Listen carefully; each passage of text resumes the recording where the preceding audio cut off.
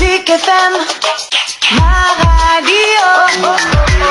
numéro 1 au Sénégal. Zik FM. Zik FM benn waxtu asalaamaaleykum.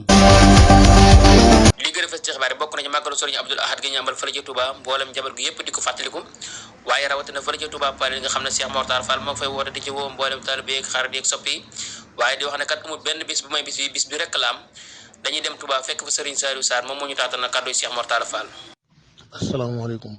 wa rahmatullah maa ngi tuubal yàlla suñu borom di baaluwaat ak ñëpp nag te tuubalaat ñëpp te jéggal ñëpp di jéggalu ñëpp di ñaan ci sahar ramadan al mubarak bi ñu génn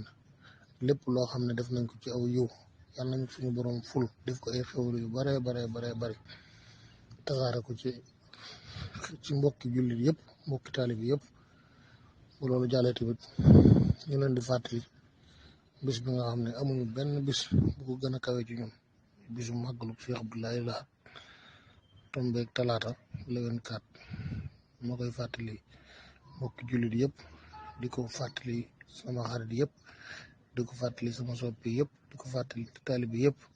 te xam ne benn bis laa am muy bis boobu kon nag képp koo xam ne sama mbégte sa mbégte la